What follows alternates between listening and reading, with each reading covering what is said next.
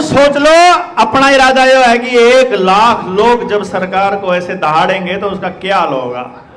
भीतर जून बैठा होगा ना, पतलून गिल्ली हो जाए न, समझ लियो। उसके लिए अपने को गांव राम तक जाके बात करनी पड़ेगी कि एक ऐसा मिशन हम लोगों ने शुरू किया, जनता सरकार मोर्चा वालों ने, जो ये कह रहे हैं कि हम आपके बच्चों की लड़ाई लड़ने जा रहे हैं। हम आज अभी सबसे पहले इसी को डिस्कस कर लेते हैं कि हमारी डिमांड क्या है। भाई हम के कहना चाहवा, हाँ हम सरकार से के मांगा, हाँ तो कुछ बिंदु लिखे हैं हमने। उन बिंदुओं को आप समझो कि एक तरह से अगर इस सदन से हमारे को अप्रूवल मिल जाती है तो फिर जो जिले के साथी हैं उन तक बात पहुंच जाएगी और हम अपनी बात रख के, अपनी बात कह के फिर इसने आगे चालू कर दिया। हमने ये कहा हमारी पहली डिमांड ये है, हमारी जो पहला, कई लोग ने कहा है कि भाई जैसे मैं कल हम कहां थे भाई, एक मीटिंग में गए हुए थे और वहां उस मीटिंग में वो एक आदमी ने बोला देखिए यू राजनीति करेगा। मैं उस भाई से बोला, मगर भाई मैं राजनीति करने लाग रहा हूं ऑलरेडी, यह राजनीति ही है। राज्य को कैसी नीति बनानी चाहिए इसके ऊपर जो डिस्कशन है वो राजनीति ही है।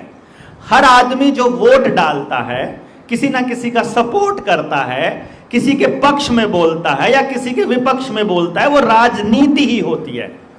उस राजनीति में जो तू कहना चाह रहा है उसमें इतना सा फर्क है कि भाई तूने सोच रहा है कि मैं इलेक्शन लड़ूंगा या मैं चुनाव जीत करके वहां जाना चाह रहा हूं। मैंने उससे न्यू कही, मैंने उससे 2 बात कही। मगर पहली बात तो यार कि भाई जब मान लो मन ने जाना है चंडीगढ़ है, अरे भाई मेरी गाड़ी में तो तेल लागेगा जितना लागेगा, वो तो लागना ही है क्योंकि मन तो जाना ही है। अरे किसी भाई ने और जाना है 2 जना ने, अरे मैंने कह दूं भाई एक काम कर ले, चल जितना तेल लागेगा उसमें तू 10% या 20% तू दे दे और तन्ने मैं ले चलूंगा, तो उसमें कोई टोटा है भाई। भाई जिसमें तारा फायदा होता हो भाई, एक तो या तो न्यू कह दो भाई इस तबके के बारे में आपने गलत बोला है, या ये कह दो कि इस तबके का नुकसान है तेरे ऐसा कहने में। नहीं तो अब तक जो भी आदमी आए वो एक तबके की बात कहते हुए मिले आपको। दूसरी बात, जब मैं इस बात को मानता हूं कि जनता ही सरकार है, इसी बात को लेकर के वो भाई साहब कहे थे, आचार्य जी कह रहे थे, वैद्य जी कह रहे थे 2.5 साल तक तो मैं घर ही नहीं जा लिया। 24 जनवरी 2022 में मोर्चा बना था और 3 जनवरी 2022 में गिरफ्तार हुए थे, और उससे पहले 13 महीने किसान आंदोलन में परमानेंट बैठे थे। परमानेंट टिकरी बॉर्डर पर अपने टेंट था। 2.5 साल वह हो गए, 1 साल वो हो गया, 3.5 साल तो यही हो गए। उससे पहले 2016 में लिख रहा था मैं अपना इंस्टीट्यूट बंद कर गए, अपना सेंटर बंद कर गए, और ऐसा सेंटर था कि दुनिया 2 साल की वेटिंग करा करती, 2 साल इंतजार करा करती मेरे पास अपना बच्चा पढ़ाने के लिए। मेरी अपॉइंटमेंट की फीस थी उन दिनों में 1 लाख रुपया, बाद में 1.25 लाख होगी, 1.5 लाख है।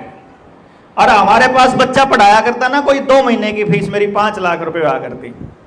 मैं 100 बच्चे भी पढ़ाओ तो 5 करोड़ रुपया आवा एक बैच तक, वो काम करा करते।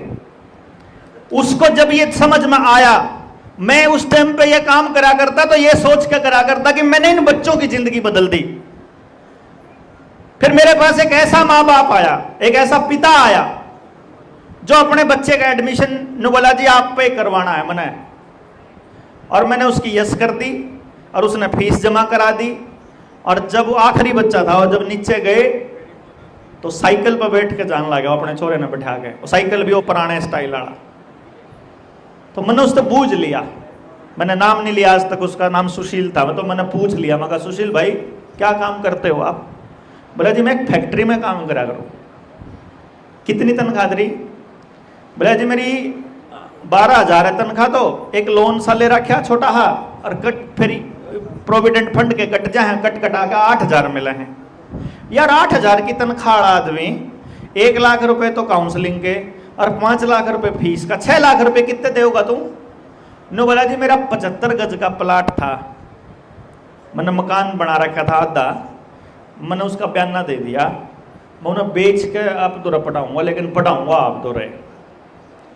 मेरा कर्जा हल गया। मतलब कि अपना जो गरीब आदमी है, जो गांव का आदमी है, वो अपने बच्चे के लिए अंदर से इतना मतलब तड़प रहा है कि मैं अपने बच्चे ने पता नहीं क्या बना दूं, कि मैं अपने बच्चे ने ऐसे मास्टर दौरे ले जाऊं जो अपने उस बच्चे ने सीधे राह पर ले जाए, जो उन्हें सही रास्ता दिखा दे। और उसके लिए उसने गांव की जमीन बेचनी पड़ो, गांव छोड़ना पड़ो, मकान एक 70 गज का, सारी जिंदगी की कमाई उसकी बस वाए थी। क्यों? आदमी सुपरवाइजर है किसी फैक्ट्री में, तो कोई बहुत बड़ा जमींदार नहीं। यह हालत हमारे गांव के जमींदारा की है। तो वो आदमी अपना सब कुछ दांव पे लगा रहा है, क्योंकि अखबारों में ये कदे उन्हें पढ़ लिया था, किसी किसान ने अपनी जमीन बेच कर अपना बालक की तैयारी कराई, वो यूपीएससी का पेपर पढ़ गया, उन्हें नहीं देखा कि और हजारों किसान बर्बाद भी हो गए इस चक्कर में, उनके बालक नशेड़ी और हो गए। वो नहीं छापेगा अखबार, अखबार तो बस उसे एक न छापेगा।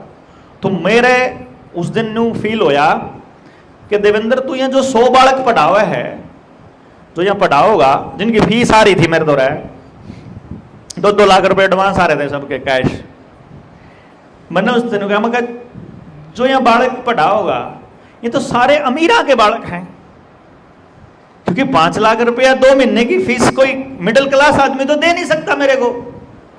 तो बालक यानी इसका मतलब है कि मैं भी अमीरों के लिए ही काम कर रहा हूं, और जो गांव के अंदर बैठा, जिस गांव से उठ के मैं चला, उसके लिए तो मैंने भी कुछ नहीं करा आज तक।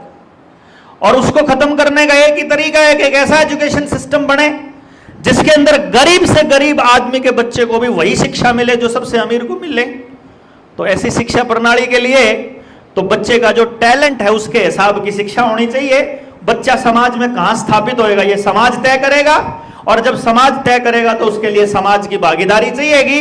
तो समाज की भागीदारी के लिए जब समाज की भागीदारी हो जाएगी तो उसमें सबसे बड़े जमींदार का बच्चा, भाई देखो अडानी की भी 1 वोट है, और जो कोई 200 रुपये दिहाड़ी करता हो, चाहे 500 की दिहाड़ी करता हो, उसकी भी 1 वोट है। जब लोकतंत्र में 10,000 करोड़ रुपया रोज कमाने वाले की वोट की ताकत 200 रुपये कमाने वाले की या कुछ भी ना कमाने वाले की वोट की ताकत के बराबर है, तो उसको अवसर भी तो बराबर मिलना चाहिए कि नहीं मिलना चाहिए? तो उसके बच्चे को ज्यादा अहमियत क्यों दी जाए और गरीब के बच्चे को क्यों नकारा जाए? तो उसके लिए तो समाज को फिर से बैठना पड़ेगा, और ये कोचिंग नाम की जो चीज है, ये कोचिंग सेंटर नाम की जो चीज है, यह बंद करानी पड़ेगी। अब जब बंद करानी पड़ेगी तो सबसे पहले अपना बंद करना पड़ेगा। तो 2016 में जिनके पैसे ले रखे थे सबको 2-2 लाख रुपए वापस करके आया होया 2 करोड़ रुपया सबको वापस दे गए। हमने सोचा कि आज के बाद कोचिंग सेंटर नहीं खोलना, बस टारगेट है कि जितने कोचिंग सेंटर हैं सारे बंद कराने हैं। यो टारगेट है अपना,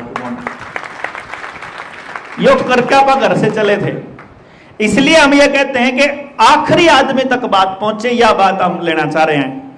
एवं हमने जो अपनी डिमांड रखी है उस डिमांड में हमारी पहली डिमांड यह है कि गांव की जो सामूहिक जमीन है, तालाब, स्कूल, अस्पताल, चौपाल, जंगल, श्यामलात, मंदिर, खेड़ा, गुरुद्वारा, मस्जिद, जिसकी भी जो भी जमीन सरकार ने अपने नाम करी है वह सारी जमीन वापस ग्राम सभा के नाम की जाए।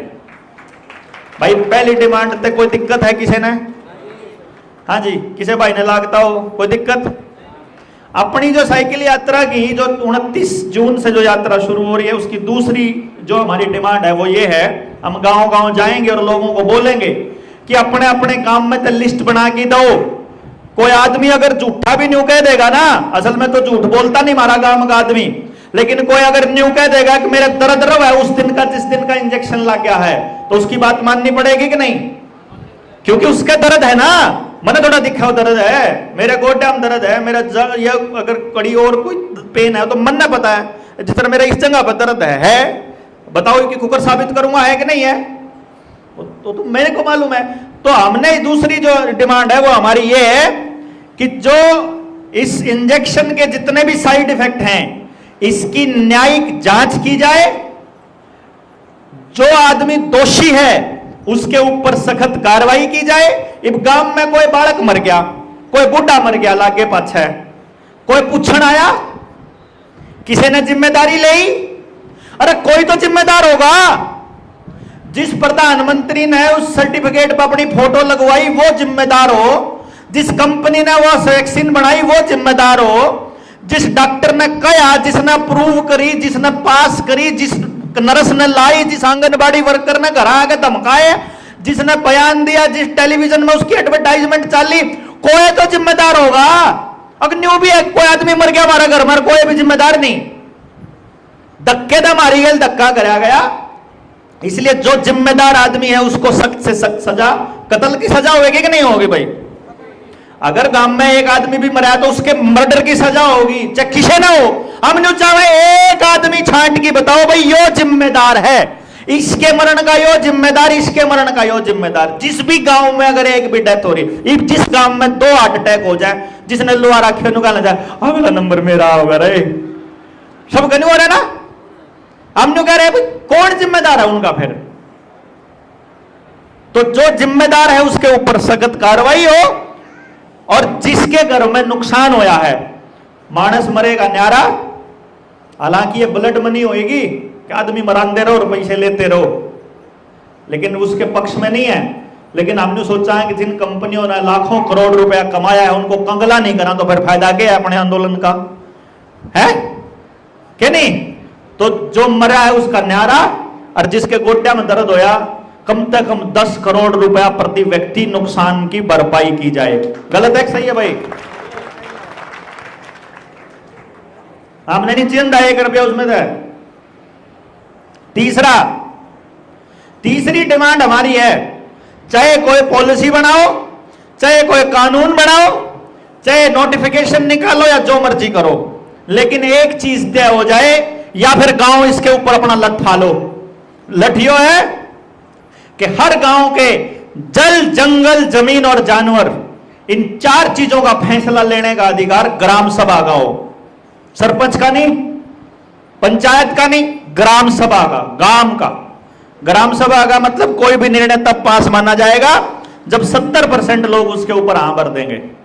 यानी 18 साल से ऊपर का प्रत्येक व्यक्ति ग्राम सभा का मेंबर माना जाता है, और उसमें तो 70% आदमी जब किसी प्रस्ताव को पास कर देते हैं तो उस प्रस्ताव की, पास करे हुए प्रस्ताव की ताकत राष्ट्रपति, प्रधानमंत्री और संसद से भी ऊपर होती है। अगर आपको नहीं पता हो तो ग्राम सभा के पास इतनी ताकत है कि किसी भी सरकार के निर्णय को, किसी भी जज के निर्णय को, समझ लो इस बात को, अगर जुडिशरी ने भी निर्णय दे रखा है और पूरा गांव ग्राम सभा निर्णय ले ले कि कौन मान दे और ये ऐसे होगा, तो प्राकृतिक नियम ये कहता है कि वहां पर वो जो निर्णय है वो ग्राम सभा का ऊपर होगा। अगर आपने ना पता हो तो किसे भाई ने कोर्ट में मुकदमा किस किसने जेल रखा आज तक?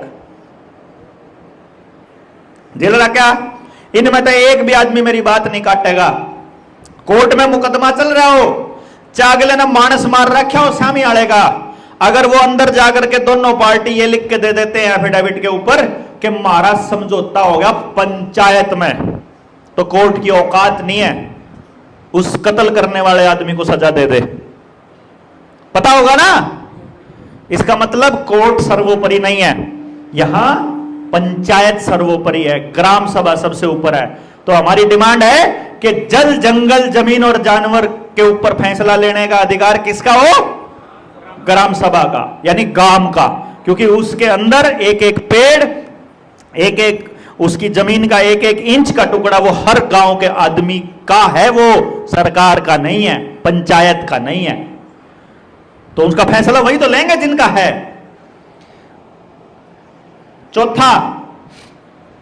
चौथी हमारी डिमांड है संशोधन, 73वें संशोधन के बारे में किस किसने सुना है?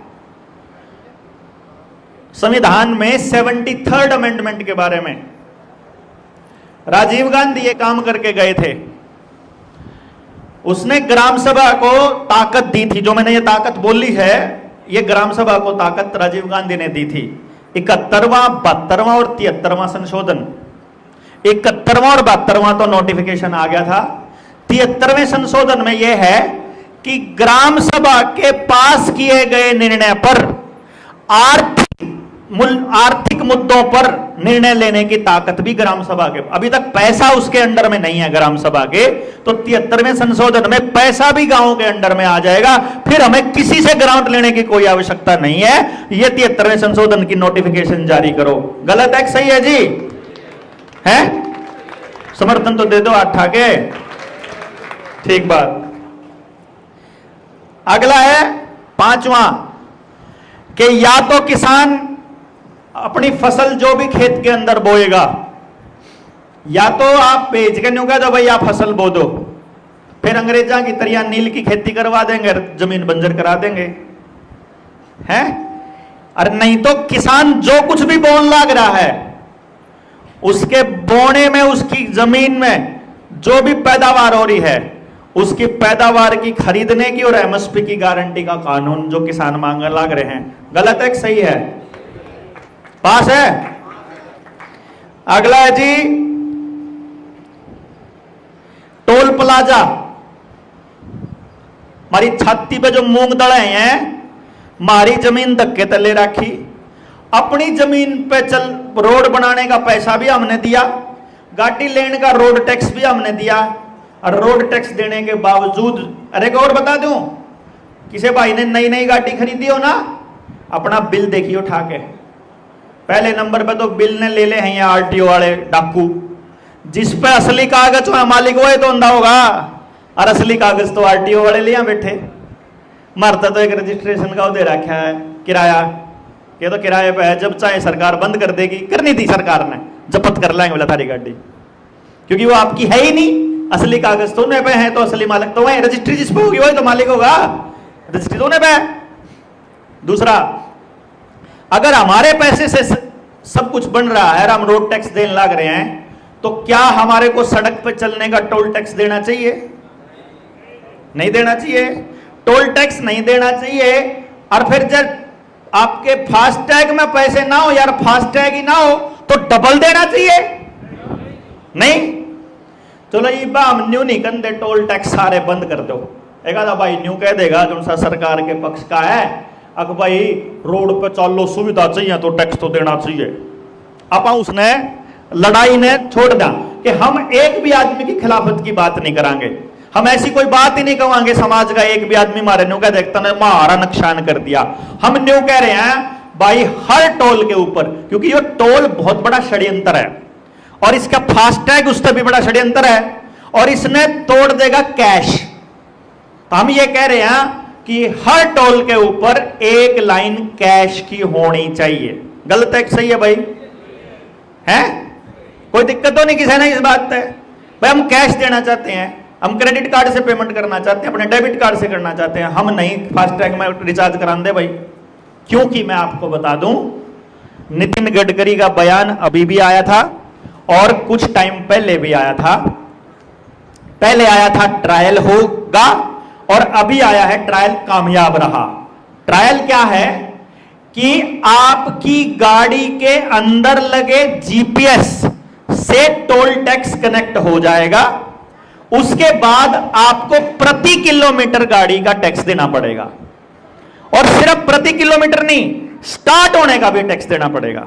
यानी जैसे ही गाड़ी स्टार्ट होएगी, किसे बाइद हो रहा है, अगर गाड़ी के ट्रैकिंग करने वाली डिवाइस और वो एप्लीकेशन हो तो आपको बता दें कि आपकी गाड़ी अगर 1 इंच भी सरकती है तो आपके ऊपर नोटिफिकेशन आ जाएगा गाड़ी चाली है भाई अभी, पता है ना।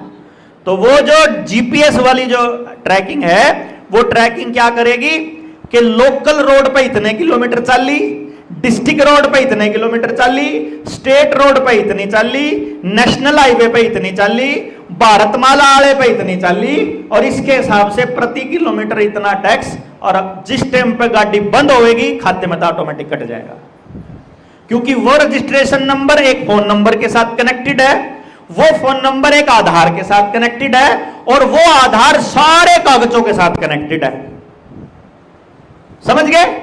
यानी कि आपकी सारी संपत्ति एक आधार के साथ कनेक्टेड है, और लैंड रेवेन्यू एक्ट की तर्ज पर आपसे वसूली करना कोई बड़ी बात है नहीं रहेगी अब उनके पास। तो हम ये कह रहे हैं भाई कैश होगा तो मेरी मर्जी।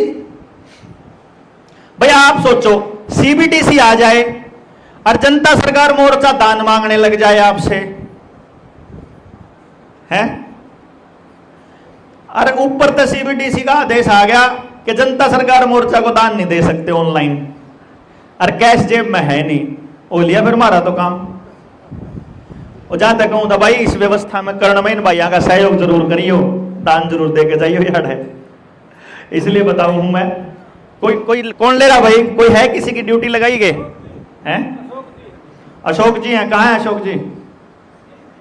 हैं के और उधर कापी पेन ठा रहे भाई, जो भी सहयोग करना चाहो अशोक जी ने जरूर दे के जाइयो। है अनिल भाई, ये अनिल है, यू है सही पीछे लेने का दिखा है, यू भी कन्यादान लिखवाने का, यो ठीक है। चलो दूसरा टोल टैक्स वाला हो गया जी। अगला है जमीन तो अपन ले चुके स्कूलों में, अब हम ये कह रहे हैं कि स्कूल के अंदर सभी स्टाफ, जितना भी स्टाफ है उस स्टाफ की पूरी नियुक्ति की जाए और प्रत्येक बच्चे को रोजगार देने वाली शिक्षा प्रणाली लागू की जाए। भाई हम ये कह रहे हैं कि अगर तुम्हारी पढ़ाई हुई शिक्षा से मेरे बच्चे को रोजगार नहीं मिलता है तो वो शिक्षा बंद हो जानी चाहिए। क्यों जी? भाई मेरा बच्चा जो स्कूल में जा रहा है, जो तुमने सिलेबस, हमारे पास जो अवेलेबल स्कूल है उसमें गया, जो तुमने सिलेबस कहा वो सिलेबस पढ़ा, तुमने क्राइटेरिया बनाया पास होने का, वो पास हो गया। जब वो पास ही हो गया तो उस शिक्षा का क्या करना है वो मां बाप थोड़ी तय करेगा। उन्हें पास करके बोर्ड का फेल करें, बोले अगले पेपर में तो फेल हो गया, नहीं होगा भाई। जब तो फेल है तो फेल है, पास है तो पास है। अगर वो आपका लेवल पास कर गया उसके बाद उसको रोजगार और उसका जीवन कैसे कटे इसकी गारंटी समाज दे, सरकार दे। और अपना पता सरकार की औकात नहीं है, नियत भी नहीं है, सरकार दे नहीं सकती तो समाज अपने आप ले लेगा कमाना अपने हाथ में। दबाओ यहां से, ना तेरा बोर्ड चाहिए, ना तेरी क्लास चाहिए, ना तेरा मास्टर चाहिए, मारा स्कूल, मारी बिल्डिंग, मारी जमीन, मारा बालक, मारी शिक्षा, मारा रोजगार। आप तो कर लेंगे, बड़ा स्थिति कराओ दम भागो यहां से, है कि नहीं भाई? या तो जो पढ़ा रहे हो उससे रोजगार दो, और नहीं तो रोजगार दे सकते तो यू पढ़ाना बंद करो, वो पढ़ाओ जिससे रोजगार दे सकते हो भाई, वो चालू करो ना। ये कौन सा तरीका है कि ठप्पा मारे बालक पलावे कि तारा बालक फैल हो गया, अरखे से फैल हो गया भाई। 1000 फार्म, 1000 भर्ती लिखड़ी है, 1000 भर्ती हैं अगर तो 1000 तो ऊपर नौकरी लाग जाएगा बालक। अब फार्म भरा मान लो 10,000 ने भरा तो 10 लाख है, लेकिन आप 10,000 का मान लिया, 10,000 ने फार्म भरा, 1000 भर्ती थी तो कितने लगेंगे? 1000। 9,000 तो रहने, चाहे सिफारिश तलाओ, चाहे पैसे तलाओ, चाहे ईमानदारी तलाओ, चाहे पेपर पास करके लाओ, चाहे एसडीएम लाओ, चाहे तहसीलदार लाओ, चाहे मुख्यमंत्री लाओ, चाहे या सरकार लाओ, चाहे वह सरकार लाओ, 1000 तो ऊपर ला ही नहीं सकती। तो 9,000 के ऊपर तो फेलियर का ठप्पा परमानेंट है, ये नहीं चाहिए भाई। स्कूल के दौरान जब बच्चा पैदा हुआ है वो जीनियस है, परमात्मा ने परफेक्ट पैदा कर रखा है, उसके अंदर कोई कमी नहीं है। कोई कमी हो इब्बे बताओ। पैदा हो जाए बच्चा, किसी का 2 साल का बालक हो, सरकार तो ले जाओ, मास्टर तो ले जाओ, आंगनबाड़ी, आशा वर्कर, सीएम, पीएम, एमएलए, बता भाई कमी बता इसमें क्या है थोड़े में। जिसमें कमी नहीं है 2 साल के बालक में कोई कमी नहीं है, तो जितनी कमी आई तेरे एजुकेशन सिस्टम ने पैदा करी, वो उस बच्चे में थोड़ी ना है वो कमियां। 2 साल का बच्चा तो परफेक्ट है ना जी, उसमें तो कोई कमी नहीं है। अरे उसमें कमी है तो उसने इब्बे गिनती में उठा दे तो उसके क्यों बाद में ऐसा काम करेगा, वो मारा देवा। जीना मुश्किल कर रखा है यार बच्चों का। इसलिए हम ये कह रहे हैं कि हमारा जो शिक्षण व्यवस्था है उसको हर बच्चे के लिए रोजगार परक बनाए। गलत तो नहीं है जी, सब बच्चे इसके अंदर समर्थन है। गुड। अगला है जी अपनी डिमांड, कैलकुलेट करो पिछले 20 साल का कितना कर्जा। 10 साल तो इस सरकार के और 10 साल इससे पहले डी के, 2 मुख्य सरकार रही है अपनी तो सोदिया में, जितनी हमारी सोती है हम तो उसकी बात कर लें। 10 साल इस सरकार के, 10 साल पिछली सरकार के, 20 साल का आंकड़ा निकालो, कितने उद्योगपतियों का कितने लाख करोड़ रुपया माफ होया है कर्जा, और फिर कर्जा निकालो कितनी जनता का कितने लाख करोड़ माफ होया है, कितना दिया था उसका कितना प्रतिशत माफ होया, और उधर से कितना दिया था उसका उसी अनुपात में उतने प्रतिशत लोगों का कर्जा माफ करो बराबर में। उद्योगपति में और आम आदमी में कैसे फर्क कर दोगे आप? क्यों जी? हाँ, गलत तो नहीं। बाकी जो से कर्जे वाले बैंक वाले मसले में तो कोर्ट में उनकी गिट्टी पकड़ांगे आप, उसकी टेंशन ना ले। उसकी मांग नहीं मांगते सरकार पे, वो तो आप उसका तो इलाज बांधन लाग रहे पक्का। हाँ जी, गलत तो नहीं। नेक्स्ट, आप तड़के 6 बजे 7 बजे 5 बजे अगर कदे किसी गांव के इलाके में मोटरसाइकिल पे कितने जाने का मौका मिला गाड़ी में, तो हम आज से 3 साल पहले एक हालत देखा करते किसान आंदोलन के दौरान। बालक गामा के अड्डे पे खेता में दंड बैठक मारते पाया करते, एक्सरसाइज करते पाया करते। उन तक कोई पूछा तो नहीं कहा करते कि भाई आर्मी की तैयारी कर रहे हैं। और अग्निवीर आने के बाद वही बच्चे आज रोज शाम ने बियर की बोतल लेकर बैठे हैं, या देसी की या अंग्रेजी की, जिसी किसी ना बैठते हो तो बता दो अपने अपने गांव का इलाका। हमारे बच्चों के अंदर इतनी निराशा है अग्निवीर आने के बाद कि कोई आदमी फौज की भर्ती की तैयारी भी नहीं करना चाहता कोई बच्चा। नौजवान बच्चों की इस निराशा को देखते हुए अपनी जनता सरकार मोर्चा की डिमांड यह है कि अग्निवीर योजना में जितने बच्चे भर्ती हो रहे हैं इनको वहीं के वहीं परमानेंट कर दिया जाए और नई भर्ती अग्निवीर की बंद करके परमानेंट भर्ती चालू की जाए। गलत तो नहीं भाई? किसी ने भाई ना आपत्ति हो? हैं? ऐसी करके कुछ डिमांड अपन लोग तैयार कर रहे हैं जिसमें समाज के हर तबके को इंक्लूड करने की योजना है कि किसी का भी शोषण ना हो, ऐसी व्यवस्था जनता सरकार मोर्चा बनाना चाहता है। अब आपको यह तय करना है कि आप लोग इस यात्रा के अंदर कितने बड़े लेवल पर सहयोग कर सकते हैं, क्योंकि हमको ऐसा लगता है यह यात्रा बहुत ऐतिहासिक होने वाली है। मतलब चाहे तुम्हारा कुछ लोग आगे फोटो लगेंगे पाछे, ठीक है, अरे नहीं तो अपन समाज को एक बढ़िया दिशा देने की दिशा में आगे अग्रसर हैं कि वाकई में समाज की जो सोच है उसको बदलने के लिए आगे बढ़ेंगे, क्योंकि उत्साह नहीं है समाज में आज के दौर में। ऐसा लगता है निराशा में डूबा हुआ है हर कोई, हर किसी को ऐसा लगता है कुछ नहीं हो सकता, क्योंकि ऐसा लग रहा है कि सरकार के हाथ में सब कुछ है और गांव के आदमी के हाथ में कुछ नहीं है। जबकि रियलिटी ये है, आप सिर्फ बैठ के चर्चा करने लग जाओ, बस कुछ नहीं चाहिए और गांव को। जिस दिन यू टेलीविजन, एक और मांग है अपनी 5G, किसी को नहीं पता अपने साथियों को 5G की जो रेडिएशंस हैं और वाईफाई की जो रेडिएशंस हैं वो सीधी यहां स्पीनियल ग्लैंड पे अटैक करती हैं। पिट्यूटरी ग्लैंड भी बोलते हैं इसको। काका क्या करा अपनी माँ ने बच्चे का मार नहीं दिया करती, यहां नुका करें काका, क्यों काका भी कहा करते, छोटा दिमाग भी कह दिया करे। असल में छोटा दिमाग नहीं हुआ, असल में यो हुआ बस जो कुछ हुआ है, जो जिसना आप काका का है ना माँ, असलियत में आदमी को परमात्मा से जोड़ने की जगह यही है।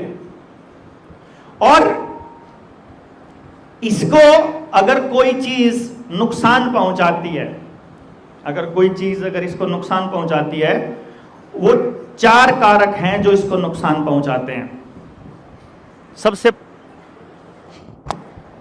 सबसे पहले जो केमिकल आपके खेत के अंदर डीएपी, यूरिया, पेस्टिसाइड, इंसेक्टिसाइड और दवाइयों में पड़ते हैं वो केमिकल्स।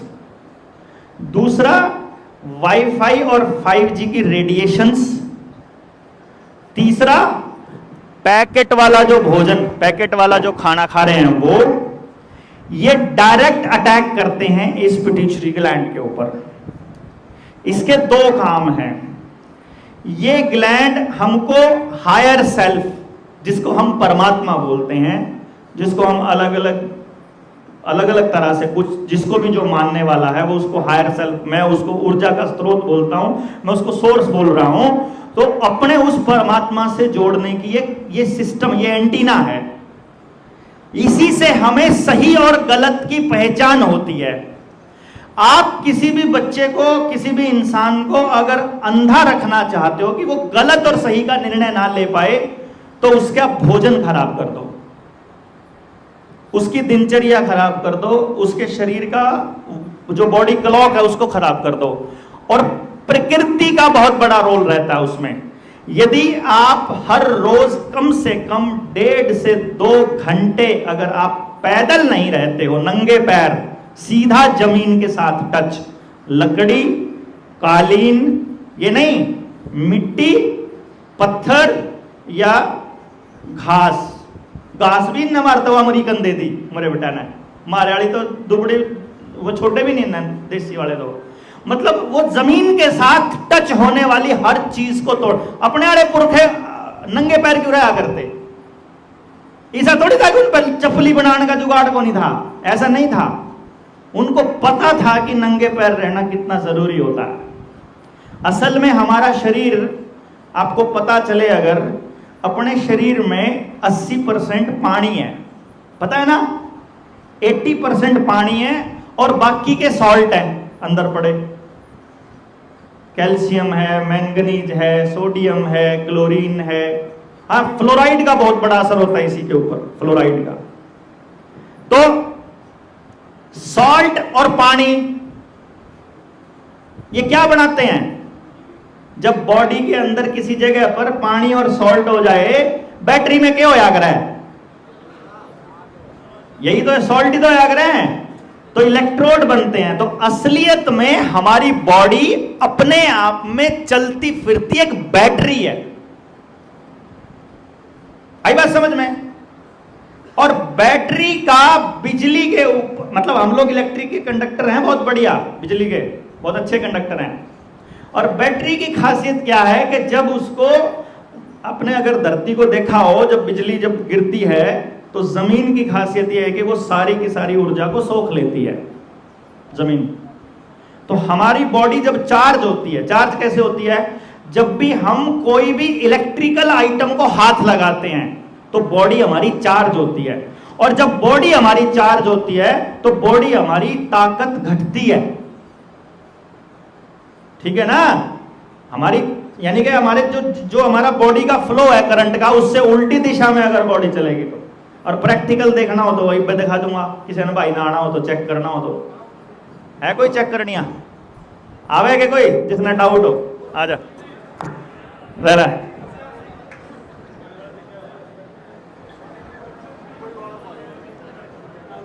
देखे यो भाई चेक करना चाहे कि हमारी बॉडी चार्ज हो है कि नहीं हुआ है। तीन जने आ जाओ, फिर आप भी आ जाओ, आ जाओ भाई, आ जाओ, इकट्ठे आ जाओ। यो देखियो, मैं इसलिए बता रहा हूं कि किसी भाई ने और डाउट हो तो बेशक आ जियो, आ जाओ भाई, क्योंकि अरे इतने थोड़ी आगरह हैं, 2 या 3 बतेरे हो आगरह, 5 हो गए, आप तो बैठ जाओ। ये तो आ जाओ रे, ना जाओ। देखियो, मैं इलेक्ट्रिकल, जो मोबाइल हो मैं काट के नीचे रख दो, जिसके हाथ में मोबाइल हो रख दो। आपको क्या देखना है कि जो आपके हाथ में ये मोबाइल है, ये आपकी बॉडी को चार्ज कर रहा है। इलेक्ट्रिकल आइटम है ना, लैपटॉप है, कंप्यूटर है, टेलीविजन है, जो भी आपके घर के अंदर इलेक्ट्रिक की आइटम है, जो बिजली की तारें हैं, ये बिजली है, पंखा है, एसी है, कूलर है, जो भी बिजली का जो सामान है, वो शरीर के लिए अपने कितना खतरनाक है, मैं उसका एग्जाम्पल आपको दे रहा हूं। सीधे आड़े खड़े हो जाओ, सीधे लाइन में हो जाओ भाई, लाइन में आ जाओ। देखो, अरे लाइन में आ जाओ ना। हाँ ठीक। अब ये भाई हैं भाई, इनमें से 2 एक तो सही ठाडे पहलवान हैं। मोबाइल तो कोई से भी नहीं है, सारे अपना हाथ आगे करो, हाथ आगे करो अपना, सारे हाथ आगे करो अपना, ऐसे हाथ आगे करो। मैं आपके हाथों को नीचे दबाऊंगा और आपने देखना है कि आपके हाथों की जो पावर है वो कहां से लग रही है। ठीक है? और आपने नीचे नहीं जाने देना, पूरा जोर लगाना है। ठीक है? वहीं चल कर ले, नीचे कर ले, कोई दिक्कत नहीं। ठीक है भाई, थोड़ा सा और आन कर लो, दूसरा रख, खपे हो आप, जान नहीं देना नीचे, जान नहीं देना, जोर लगाना, जोर लगाओ। ठीक है भाई? अब सबको मालूम है यो सब तो ठाडा माना है भाई। ठीक है? अब अपना अपना फोन हाथ में पकड़ लो, चाहे कुछ मंगा लो, सिर्फ इतना सा है, कुछ नहीं करना। जब किसी भाई ने कोई डाउट हो तो फिर कर लो हाथ वापस, वैसे ही। अच्छा ठीक है, जोर नहीं लग रहा, जोर नहीं लग रहा? बिल्कुल नहीं, बिल्कुल। क्या हो रहा? बहुत कम हो गया। हाथ करो, हाँ यही कर लो, कोई दिक्कत नहीं है। जोर लगा यार। हाँ कोई बात नहीं, जिसमें जोन सी मर्जी कर ले। पहले वाली पहले कहाँ था जम? हाँ फर्क आता है, फर्क है, चलो कोई नहीं ना, देखना है, पूरा जोर लगा। क्या हुआ? फर्क है, क्या फर्क है, क्या फर्क है? पहले से कमजोर लग रहा है, थोड़ा कमजोर लग रहा है। फोन कहाँ है? फोन दे, फोन बिना फोन के फर्क पड़ना था।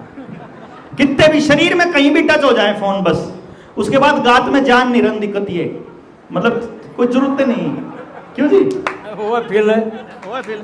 फोन कहाँ है? जेब में है। यो इसका नहीं हाथ दबे था मेरे पे। चल 2 आंगली कर, चल 1 आंगली तक भाई, कल आ गया जो, चल 2 कर लो, 2 कर लो। क्योंकि लगे कुछ फर्क? फर्क तो है फर्क।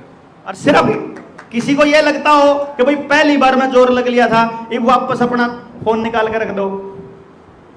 सिर्फ 10 सेकंड, यानी फोन निकाल के रखा है, फिर कर ले वापस। लग रहा है, जोर लग रहा है, लगा दे। सही है, आई ऊर्जा? सही है। मतलब शरीर में ऊर्जा वापस आई कि नहीं आई, ये बताना है। लगा दो। आई ऊर्जा आई?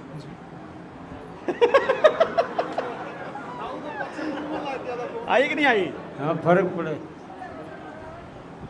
मैं ये कह रहा हूं, ये देख, किसी भाई के पहली बार में मतलब एक्चुअली जोर लग रहा है ना, और पहले फर्क है, नहीं फर्क है, बहुत ज्यादा फर्क है, बहुत ज्यादा फर्क। आप अपना ट्राई कर लेना, रात को आप यहीं हैं।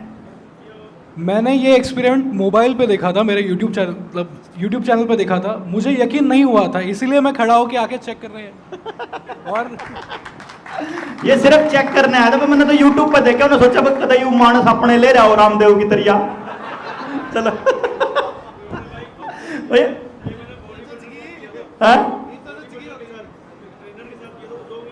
हाँ, बॉडी बिल्डर कितना ही तगड़ा बॉडी बिल्डर हो आप में तो कोई जिम मारता और कोई नुकंदा होना, मैं 100 किलो वजन उठा लेता हूं, 2 आंगलियां का वजन नहीं उठा पाएगा फोन अगर जेब में है तो, मतलब 2 उंगलियों का।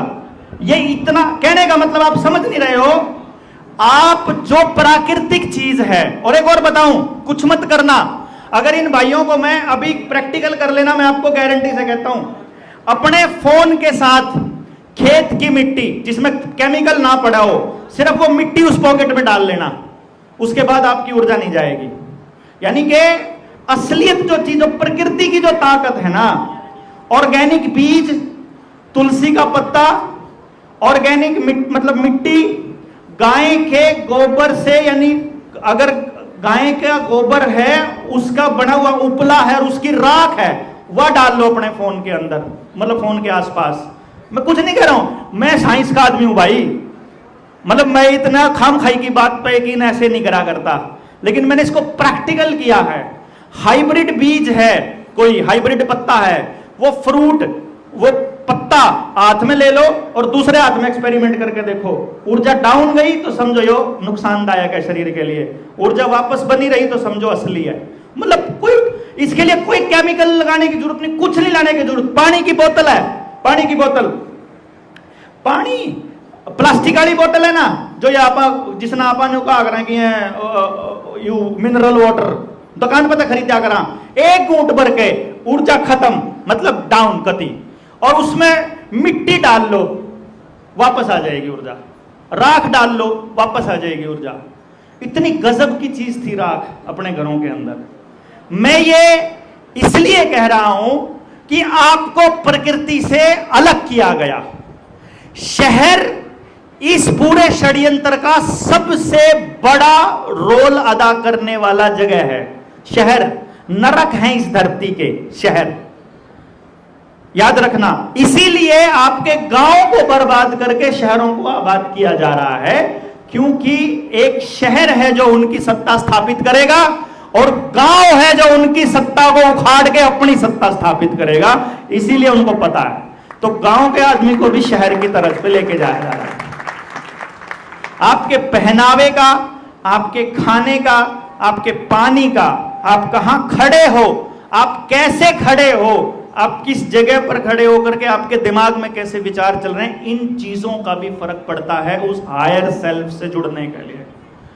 इसलिए आपको अलग इंफॉर्मेशंस में उठाया जाता है।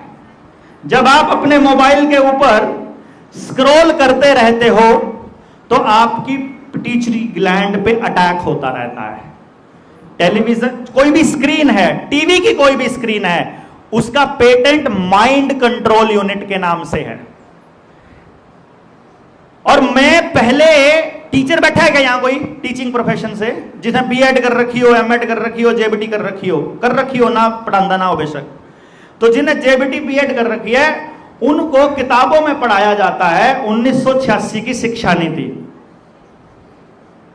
शिक्षा नीति पढ़ाई जाती है ना पिछली 1986 की, जैसे अभी 2023 की शिक्षा नीति 2021 वाली वो पढ़ाई गई, तो उनको पहले पढ़ाया जाता था 1986 की शिक्षा नीति। मैं उसको पहले बहुत बढ़िया मानता था कि उसमें ब्लैक बोर्ड का इंट्रोडक्शन हुआ, बच्चे को ऑडियो विजुअल एड्स की मदद से सिखाया जाएगा, चार्ट के माध्यम से सिखाया जाएगा, और बैनर्स की, पोस्टर्स की, और उसके माध्यम से सिखाया जाएगा। तो मैं सोचता था बच्चे को सीखने में बहुत मदद करता होगा। अभी पता चलता है कितना बड़ा षड्यंत्र थी 1986 की शिक्षा नीति। उसका बाप है ये जो नई वाली शिक्षा नीति आ रही है, जो एनईपी बोलते हैं। ये जो शिक्षा नीति है हर गांव के स्कूल को, यूनिवर्सिटी को, कॉलेज को बिल्कुल तहस नहस कर देगी। उस पहले वाली शिक्षा नीति ने हमारे बच्चों के दिमाग तहस नहस किए। उस शिक्षा नीति का एक ही पर्पस था, बच्चों को ज्यादा से ज्यादा भ्रम में रखा जाए।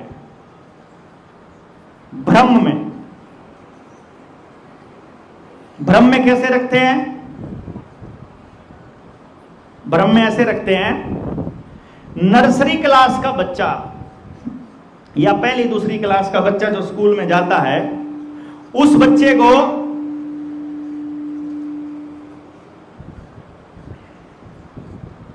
दो तीन फोटो दिखाओ। एक फोटो में तड़ीपार है, तड़ीपार को समझते हो ना कौन है? तड़ीपार है, कोट पैंट पहन के खड़ा है, और दूसरे फोटो में उसका पिताजी है जो पैंट बुरशट पहन के खड़ा है। दो ही फोटो में। अगर उस बच्चे से पूछा जाएगा जेंटलमैन कौन है, किसकी तरफ इशारा होगा उसका? किसकी तरफ होगा जी? सब पैंट कोट वाले की तरफ बोल रहे हैं। मतलब वो जेंटलमैन है, भद्र पुरुष, वो उस अपने पिता को भद्र पुरुष नहीं बोल रहा बच्चा, वो कोट पैंट वाले को बता रहा है, क्योंकि उसको स्कूल में ऑडियो विजुअल एड की मदद से यह दिखाया गया कि जो जैसे कपड़े पहने हुए है वो उतना ही सम्मान के योग्य है। ये तो भ्रम है।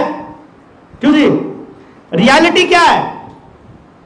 सच्चाई यह है कि आदमी के जैसे कर्म होंगे उसके हिसाब से उसको इज्जत बेइज्जती होनी चाहिए, लेकिन यहां कर्मों का नहीं, कपड़ों का। इसलिए आदमी की पहचान उसकी टोपी, उसकी दाढ़ी, उसकी मूंछ, उसके कपड़ों से हो रही है, और हम अपनी पहचान छोड़ते जा रहे हैं। गांव वाला ने धोती पहननी छोड़ दी, खिंड का पहनना छोड़ दिया, कुर्ता पहनना छोड़ के कमीज पा गए। मतलब पहचान ना सिखा रहे हैं ड्रेस कोड से, और कह रहे हैं कि ड्रेस अपनी छोड़ दो, पहचान छोड़ दो। अपनी पहचान छोड़कर किसी और की पहचान में फिट होने की कोशिश हम लोग कर रहे हैं। क्यों जी? इंटरव्यू देने जाएंगे तो वो गर्दन वाला लंगोट पहन के जाएंगे, गर्दन का लंगोट तो पता ही हो ना, है ना, और कहेंगे कि वहां जाएंगे भाई, पार का जाऊंगा, उसमें मेरी भी फोटो है पुरानी का दिन का। भाई जब तक नहीं बेरा था करया करते, उनके जाल में फंस रहे थे। और फिर आगे भी पार लगे के फर्क पड़ रहा है भाई, कहीं फिट होना है। देखो हम अनजाने में उनके इशारे पर चल रहे हैं, ये अलग है। हम जानते हुए उनके अंदर घुस रहे हैं, वो अलग है। भाई हमारे बीच में क्या था, CID वाला बैठा हुआ है और उससे पूछा तू क्या करना है, बोला मैं लोन का करवाना है मसला। ऐसा हो सकता है?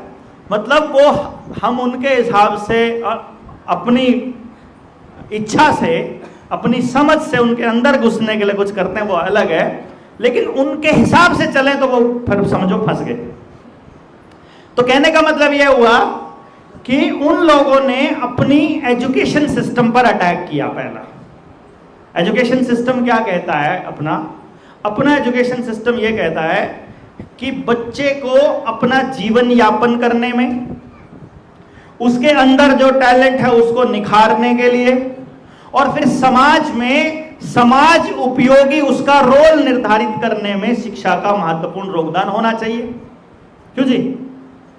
अपना उसका टैलेंट निखर जाए, जो उसके अंदर बेस्ट है वो निकले और वो समाज के काम आ जाए।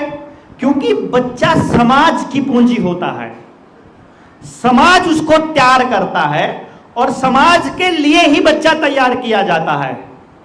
इन्होंने हमारे दिमाग में टीवी के माध्यम से क्या डाल दिया कि बाजार पर आधारित हमारी शिक्षा व्यवस्था हो जाए। आज देखो, किताब प्राइवेट कंपनी की, जूते कंपनी के, और बच्चे के स्कूल में जाओ तो लंगोट पैर के जावा गले वाला, वो भी कंपनी का। बस वहीं उन्हीं को फायदा, पेट्रोल डीजल उन्हीं को फायदा, कार में छोड़ गया वो बस में छोड़ गया उन्हीं को फायदा। क्यों जी? मल्टीनेशनल कंपनियों को फायदा है, गांव का क्या फायदा? कुछ भी नहीं। दो रास्ते बताओ। GDP, इकोनॉमिक्स का किस किस को ज्ञान है थोड़ा बहुत? 1 2 3 4 5 6 लोग हैं। अगर मैं गलत बोलूं तो मुझे टोक देना, अगर मैं ठीक बोलूं तो बाकी लोगों को। इकोनॉमिक्स साढ़े जो आप लोगों को अनर्थशास्त्र पढ़ाया जाता है उसी की डेफिनेशन बोल रहा हूं, अर्थशास्त्र नहीं, अनर्थशास्त्र। अनर्थशास्त्र क्या कहता है कि GDP क्या है? ग्रॉस डोमेस्टिक प्रोडक्शन, सकल घरेलू उत्पाद। जितना अनाज पैदा होगा, जितना सर्विस सेक्टर से इनकम आएगी, जितना फैक्ट्रियों से इनकम आएगी, जितना पशुधन होगा, जितने भी धन का उत्पादन होगा, उसका सारे का टोटल या जो पैसा सर्कुलेशन में है उसे हम GDP बोलते हैं। क्यों जी सरदार जी? गलत तो नहीं बोल रहा भाई? यानी पैसा जितना सर्कुलेट करेगा वो उतनी ही देश की GDP है। ठीक है जी? अब देखो, सर्कुलेट करने का मतलब है मेरे पास पैसा है, वो जितना घूम के जाएगा उतनी GDP बढ़ेगी। अब मैं रहता हूं गांव के अंदर, मेरा बच्चा सुबह सुबह उठा, अगर वो लैट्रिन में जाएगा, लैट्रिन करने टॉयलेट में जाएगा, तो बिजली जलाएगा, तारे इस्तेमाल हैं, बल्ब इस्तेमाल है, पानी की टंकी का भी इस्तेमाल है, पाइपों का भी इस्तेमाल है, वो जो शीट है नीचे उसका भी इस्तेमाल है, खड्डा भी खुदा उसका इस्तेमाल है, उसको साफ करने वाली टाइल है वो नीला नीला सा प्रोडक्ट डालते हैं उसका इस्तेमाल है, फिर लेटरिन से बाहर लिकड़ के साबुन या फिर हैंड वॉश के साथ धोते हैं उसका भी इस्तेमाल है, और सामने शीशा भी लग रहा है उसका भी इस्तेमाल है। ये सारा इस्तेमाल है। इसमें कंपनी का लाभ कि गांव का लाभ? कंपनी का लाभ। एक दूसरा तरीका है कि मेरा बच्चा सुबह उठ करके या मैं उठ करके जंगल में चला जाऊं, खुरपी ले जाऊं साथ में, अपने गांव के लोहार पर बनाई हुई उस खुरपी के खड्डा खोदू, वहां उसमें लैटरिंग करूं, ऊपर तक माटी ढक दूं, और खड्डे में पानी पड़ा उस खड्डे के ला धो लूं और अपना घर आ जाऊं माटी के धो करने। इसमें किसका फायदा? कंपनी का, प्रकृति का? कोई नुकसान तो नहीं आया इसमें? इसमें पैसा लग गया, दूसरे वाली में उसमें लग गया, तो GDP किसमें बढ़ेगी? देखो, इसमें कंपनी का फायदा होया, और जो पानी हमने इसमें जो नीला नीला प्रोडक्ट डाला, जो हैंड वॉश वाला केमिकल इस्तेमाल किया सिंथेटिक, वो पानी कभी भी अंडरग्राउंड पानी जाकर के खुद साफ नहीं हो सकता। नीचे जो पानी होता है ना, जमीन के नीचे पानी, उसकी एक खासियत है, वो अपने आप को साफ करता रहता है। उसमें ऐसे कीट पैदा होते रहते हैं कि वो पानी में पैदा हुई गंदगी को खाते रहते हैं। अगर वो गंदगी प्रकृति की वजह से है, आप सोचो, एक बात बताओ जरा, एक बात बताओ, आप सोचो कि मान लो आपके घर में पानी रखा है घड़े में 1 हफ्ते का, और टंकी में रखा है 15 दिन का, 15 दिन से टंकी साफ नहीं हुई, और एक नलके से पानी का डहा है 1 गिलास में, इनमें से ताजा पानी कौन सा होएगा? नलके का। वो तो हजारों साल से पड़ा नीचे है। जो नीचे पानी है धरती के, वो तो हजारों साल से है, उसको ताजा क्यों बोला? क्योंकि नीचे वाला पानी अपने आप को शुद्ध करता रहता है जब तक उसमें केमिकल ना मिलाओ। इसका मतलब है अगर आपने जीडीपी बढ़ाने वाली टॉयलेट का इस्तेमाल किया तो पानी भी खराब किया और कंपनी के पास फायदा गया, और यदि आपने प्रकृति को मजबूत किया है, देसी इस्तेमाल किया, तो जीडीपी नहीं बढ़ेगी, लेकिन प्रकृति मिट्टी में मिट्टी हो जाएगा और कोई नुकसान पानी का नहीं होगा। क्लियर हुआ? ये फिर घर आ गया जी, घर आगे भी 2 पॉइंट है। एक तो फुहारा चला के ना हो, एक टब गिला ना हो। पहले अपनी जो लोटे गिलास होया करते ना, छोटे छोटे आया करते, थोड़ा पानी जाया करता। तो बड़े बड़े 1 लीटर का मग आवा है पूरा, बल्कि वो कहीं तो 1.5 लीटर के लिया बड़े बड़े, उनके लिए पानी चले फुल, 2 बाल्टी नहा गए। चलो, नलके में नहाना बढ़िया, नहर में नहाना बढ़िया, या उस टुंटी के नीचे नहाना बढ़िया? नहर वाले में पानी की वेस्टेज 0, पानी का खराब होना 0। ठीक बात? घर आ जाओ। उसके बाद गांव के स्कूल में जोड़ा ठाया, देसी घर का मां का सिल्या होया, पुराने कपड़े का, और पहुंच गया स्कूल में पैदल पैदल। बच्चे की सिक्योरिटी की कोई चिंता नहीं, एक्सीडेंट का कोई डर नहीं, पैसा खर्च 0। एक तो यो तरीका है। दूसरा तरीका, बच्चे ने जाना है, स्कूल है 8 बजे, 6 बजे तैयार करना, बाज के ने ड्रेस पर आके खड़ा करना, फिर उसने बस लेना आवेगी। बस में सीसीटीवी कैमरे भी हैं, टायर है, पेट्रोल है, डीजल है, आया है, ड्राइवर है, असिस्टेंट है, फिर स्कूल में भी इतनी सारी सुविधाएं हैं। तो जीडीपी किस में बढ़ेगी? प्राइवेट स्कूल में बढ़ेगी या सरकारी गांव वाले में? प्राइवेट वाले में जीडीपी बढ़ेगी, सरकारी वाले में नहीं बढ़ेगी। फिर बीमार हो जाओ बाय चांस, गांव में रसोई में ही पड़ी हो जड़ी बूटियां, उन तक ठीक कर लिया, भूखा रह के ठीक कर लिया, फास्टिंग से ठीक कर लिया, नेचुरोपैथी से कर लिया, आयुर्वेद तक कर लिया, होम्योपैथी से कर लिया, उसमें जीडीपी बढ़ेगी। अगर भाई बीमा करवा रखा हो आयुष्मान वाला, तो 2 लाख का 5 लाख का बीमा करवा गया, फिर कंपनी प्राइवेट अस्पताल में जाकर जीडीपी बढ़ेगी। प्राइवेट में जीडीपी बढ़ेगी, घर इलाज करने में जीडीपी नहीं बढ़ेगी। बच्चे का जन्म दाई करवा देगी तो जीडीपी नहीं बढ़ेगी, लेकिन डॉक्टर अगर 1 लाख का बिल बढ़ावेगा तो जीडीपी बढ़ेगी। इसका मतलब नौकरी करने के लिए अगर काम में, खेत में काम करेगा हाथ गेला, तो जीडीपी नहीं बढ़ेगी। ट्रैक्टर के काम करोगे, ट्रैक्टर से करोगे, पेस्टिसाइड डालोगे, डीएपी यूरिया डालोगे, जितना केमिकल डालोगे, जीडीपी बढ़ेगी। अगर उसका उत्पादन इस हिसाब से हो जाए कि पूरे गांव में सर्कुलेट हो जाए, सारा अनाज सर्कुलेट हो जाए, उनकी मेहनत सर्कुलेट हो जाए, तो जीडीपी नहीं बढ़ेगी और उसमें जीडीपी बढ़ेगी। अब आप मन न्यू बता दो, यो जीडीपी ना बढ़ने वाली जिंदगी बढ़िया है कि जीडीपी बढ़ने वाली जिंदगी बढ़िया है? ना बढ़ने वाली बढ़िया है। इसका मतलब आपका विनाश ही देश का विकास है। भाई जीडीपी को उन्होंने विकास की परिभाषा मानी है, और विकास यानी जीडीपी तब बढ़ रही है जब आपका नाश होता हो, जमीन का भी नाश होता हो, पानी का भी नाश होता हो, मेहनत का भी नाश होता हो, शरीर का भी नाश होता हो, परिवार का भी नाश होता हो, गांव का भी नाश होता हो, भाईचारे का भी नाश होता हो, तो जीडीपी बढ़ती है नहीं? इसका मतलब गांव का विनाश ही देश का विकास है। अब ये वाली जो थॉट प्रोसेस है, अनर्थ शास्त्र में तो नहीं पढ़ाया जाता है, क्यों जी? ये स्कूल में, कॉलेज में किसी बच्चे को नहीं पढ़ाया जाता। तो ये मारते जो कॉलेज का बच्चा होगा, पीएचडी कराया, वो होगा, अच्छा तो ये आदम के जमाने में लेके जाना चाहवे है भाई। मैंने कहूं आदम के जमाने में बता क्यों कर, बोला ईब देख भारत दुनिया की चौथी पांचवी अर्थव्यवस्था बन गया है।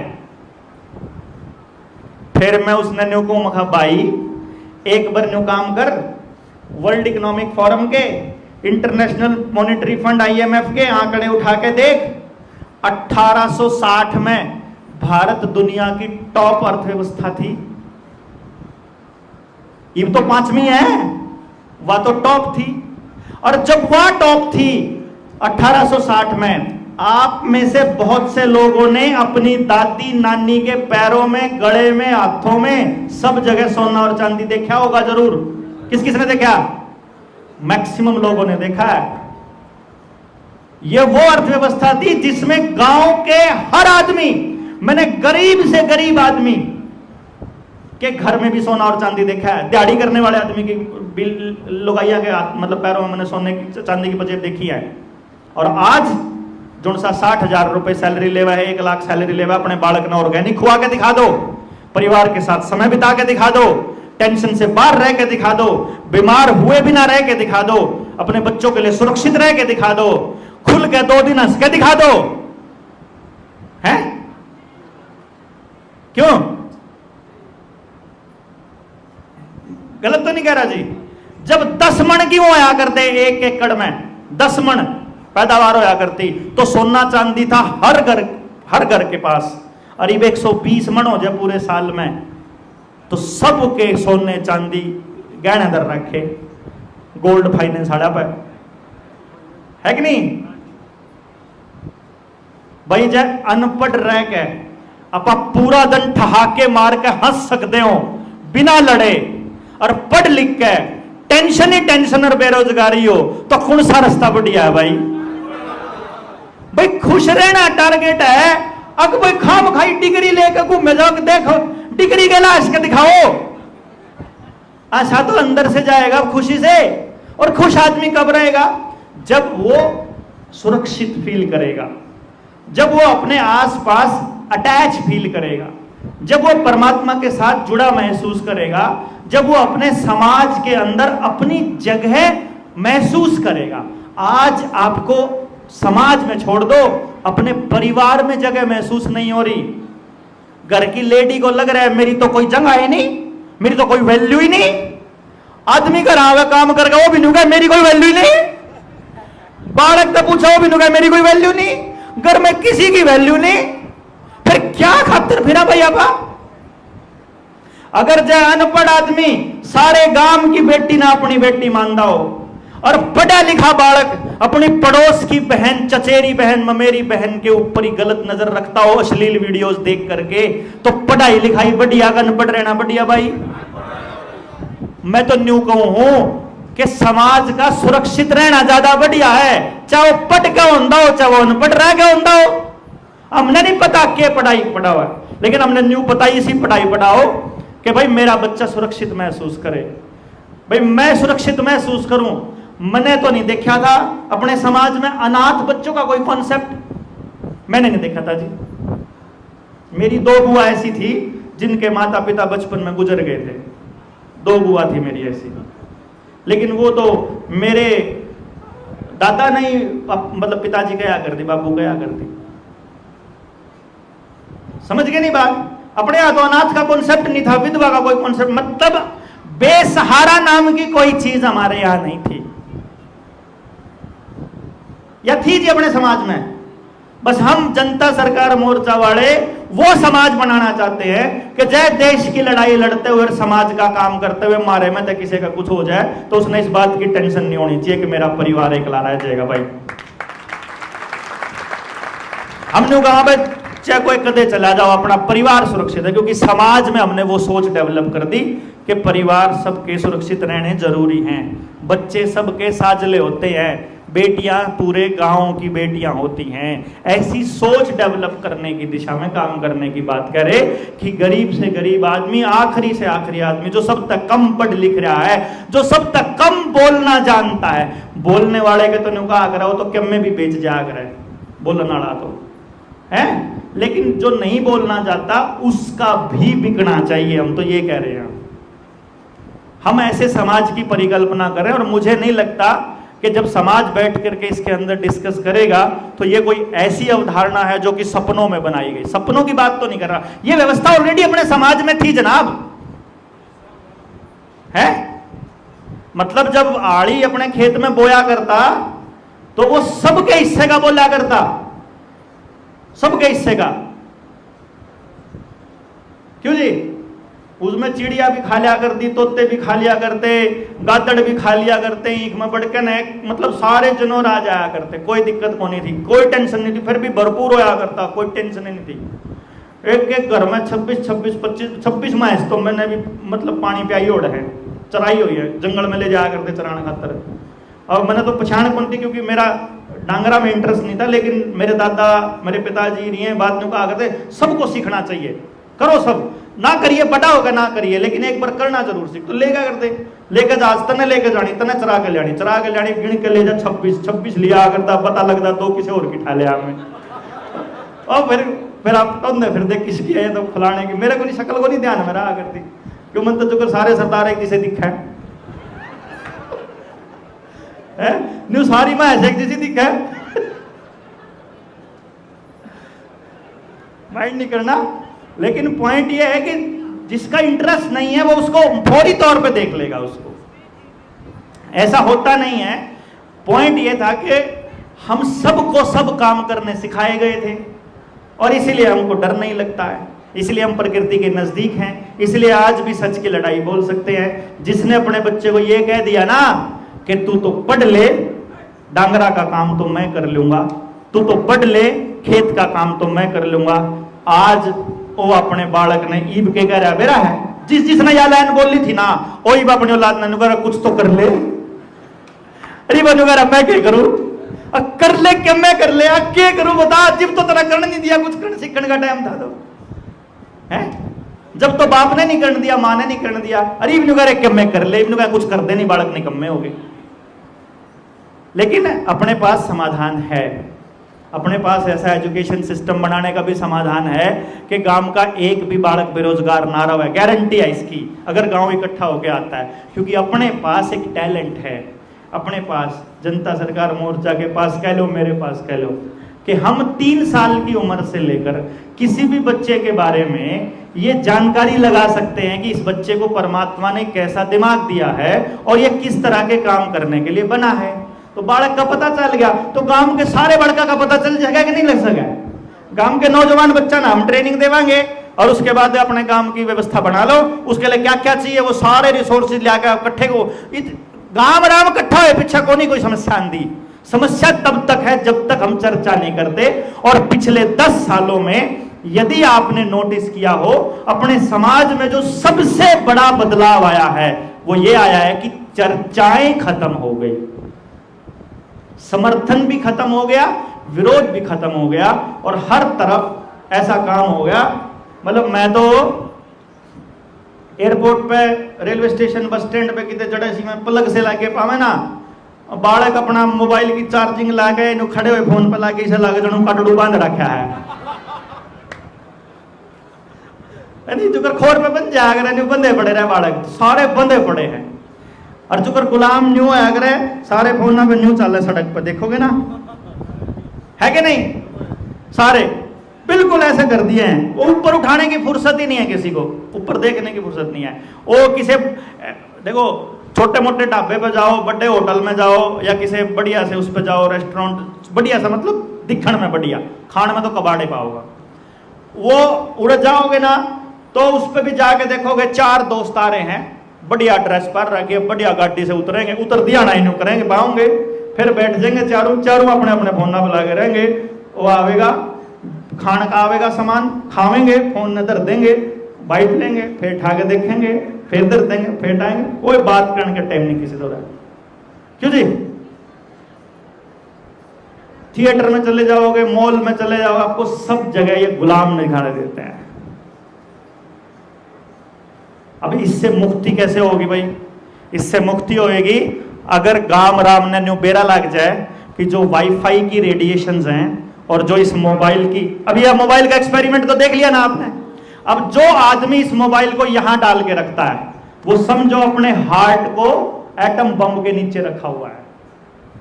जो आदमी इसको यहां रखता है पॉकेट में, वो समझो नपुंसक होने की कगार पे है, क्योंकि आपका स्पर्म काउंट खत्म हो रहा है धीरे धीरे, क्योंकि इस एरिया को बिल्कुल खत्म कर देगा ये, जो भी बच्चा इसको यहां रख रहा है। क्योंकि इसकी रेडिएशन का असर कितना है, अगर आपको देखना है ईएमएफ मीटर लेके लाओ बाजार से, 2000-2500 रुपए का आता है ईएमएफ मीटर। उससे आपको इलेक्ट्रोमैग्नेटिक फोर्स पल्स का पता चलेगा कि ईएमपी कितनी तगड़ी है इसकी।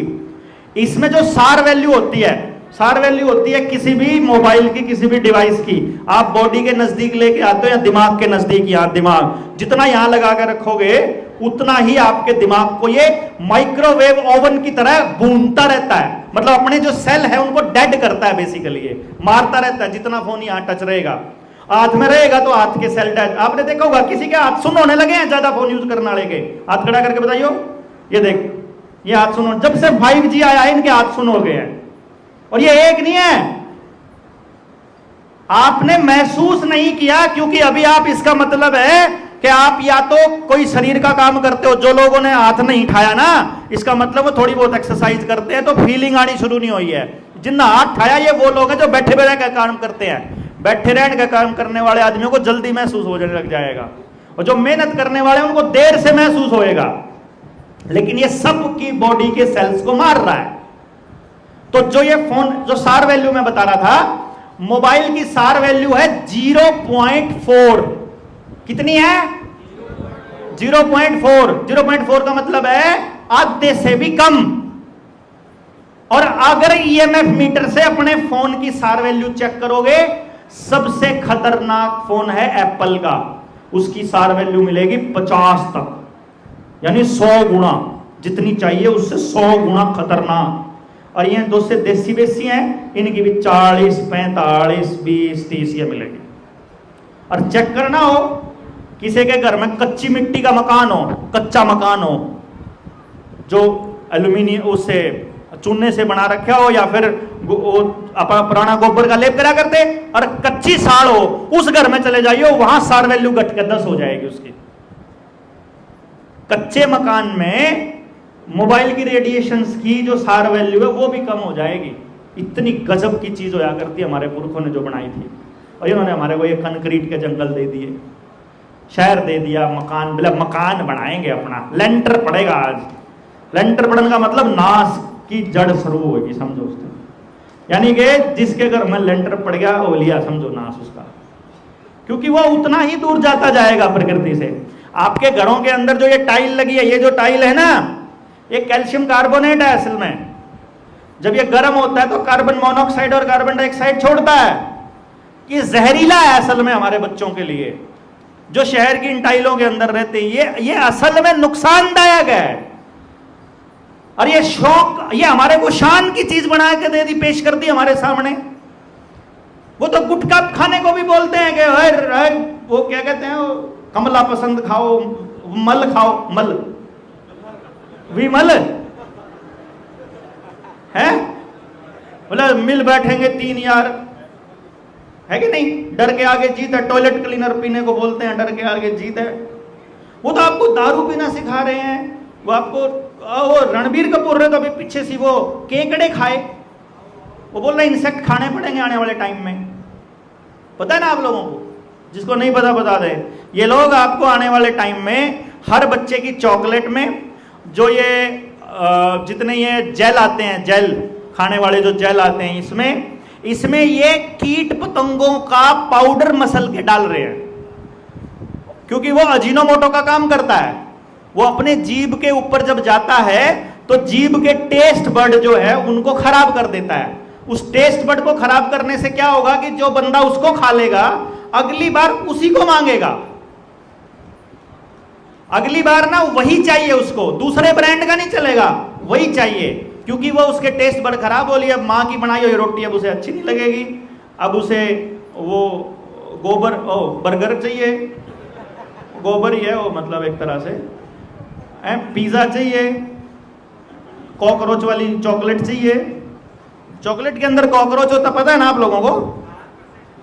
अभी क्या होता है, कोकोआ से बनती है चॉकलेट। कोकोआ बड़ी तीखी स्मेल होती है उसकी ना, कोकोआ के जो बीन्स होते हैं, और जब उनको फर्मेंटेशन के लिए वो डालते हैं, उसको जब उबाल करके जब उसको छोड़ देते हैं ठंडा होने के लिए, तो उसकी इतनी तीखी स्मेल है कि वो कॉकरोच को अट्रैक्ट करती है। तो वह आवे है और उसमें उस खड्डे में उसमें पड़ जाए, और वो गर्म होती है, गर्म हो तो चिप जाए उसमें, जो अगर गुड़ की लाड़ी में चिप जाया करे। अब वो बाद में फिर वह कह दे, अब FSSAI तो कह दे भाई ये तो आवा ही है इतना, तो FSSAI ने, FDI ने खुद अप्रूवल दे रखी है कि आप 4% तक की ब्लेंडिंग कर सकते हो। ब्लेंडिंग मतलब मिलावट, और वो 4% नहीं होती, 25% 50% चल, जितना चला चलन देना, की दिक्कत है उनका, मुझे बड़ा खराब, खुद नहीं खाते वो कभी भी। मोबाइल का आविष्कार करने वाले कभी मोबाइल इस्तेमाल नहीं करते। वाईफाई जिसने बनाया, अपने घर में वाईफाई नहीं है उसके, मतलब इनको पता है कि मेरे यहां क्या है। आपको पता है कोल्ड ड्रिंक संसद में बैन है, कोल्ड ड्रिंक संसद में बैन है, क्योंकि उसकी एक रिपोर्ट है जिसके अंदर ये दिया हुआ है कि इसमें तो एंडोसल्फान भी है, ये तो अंदर जहर है, तो और वो जहर हमारे बच्चों के लिए खुला है, कोई दिक्कत नहीं है। और एक काम कर लो, पता करो, मैं जो नौजवान बच्चे हैं उनके लिए बता रहा हूं, 3 तेल अपने दिमाग में बिठा लो, 3 तेल, rice bran, palm oil, palm olive जिसको बोलते हैं, और तीसरा cotton seed oil. Rice bran से तेल बनता है, वो पेट में पड़ा रहता है, कभी हजम नहीं होता, वहीं पड़ा रहेगा। पाम ऑयल कैंसर करता है, वो भी नहीं हजम होया करता। कॉटन सीड ऑयल, आजकल जितनी कॉटन है, जितनी भी कपास है, यानी कॉटन सीड ऑयल मतलब बिनोड़े का तेल, कॉटन जितनी भी आज कॉटन है वो बीटी कॉटन है। बीटी कॉटन GM है, GM मतलब जेनेटिकली मॉडिफाइड, जेनेटिकली मॉडिफाइड जिसका जीन बदल दे।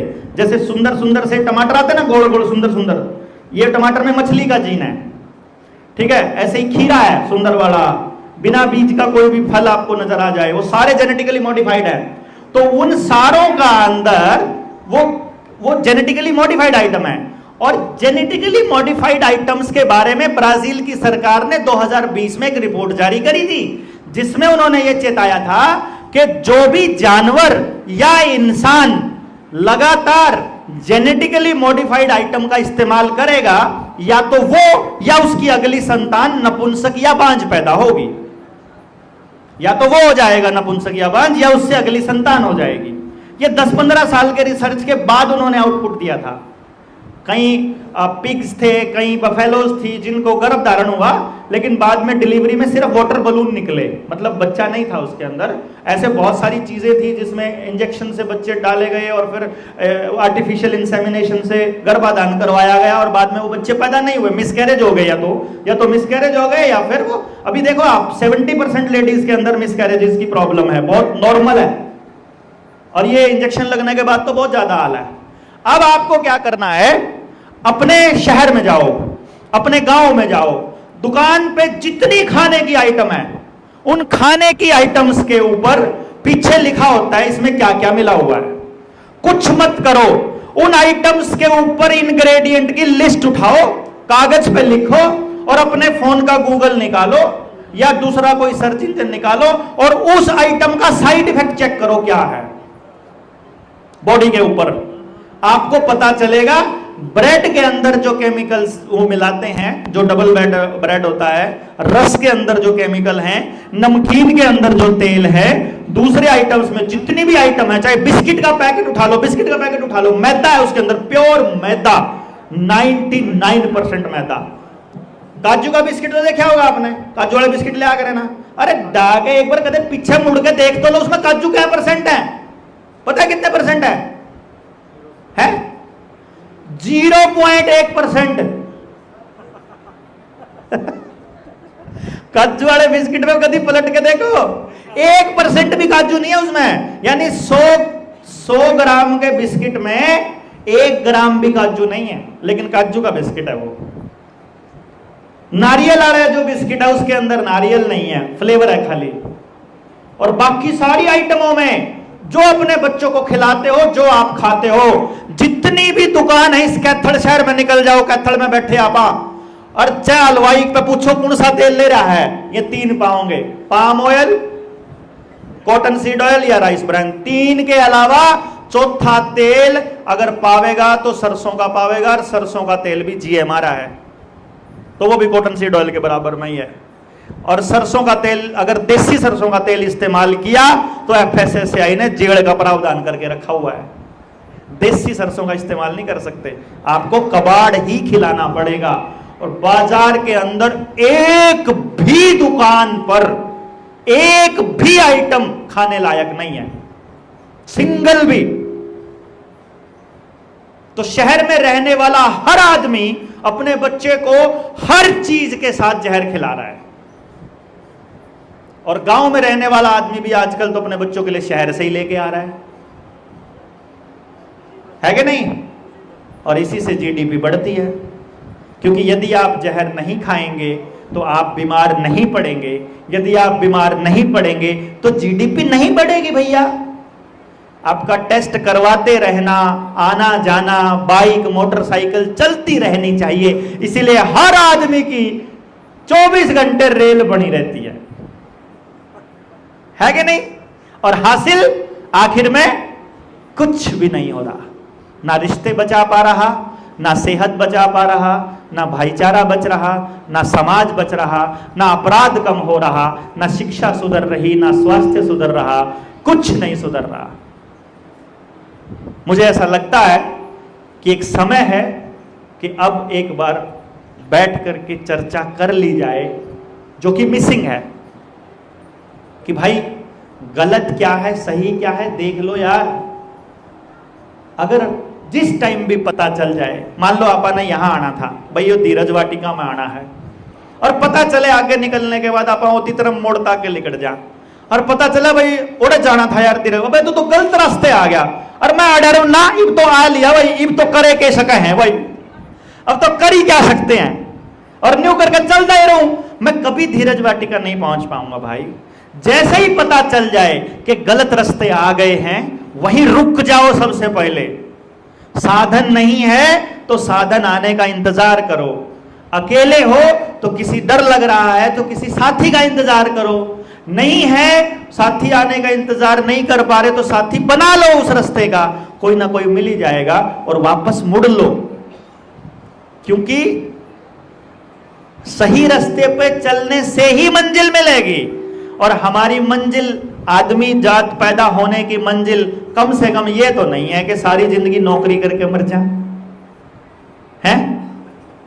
क्यों जी भाई? 40-45 साल तक तो सेहत खराब करके नौकरी करते रहो, और फिर जितना पैसा कमा लिया 45 के बाद सारा डॉक्टरा से पूछ दो, और फिर आखिर में ठन ठन गोपाल।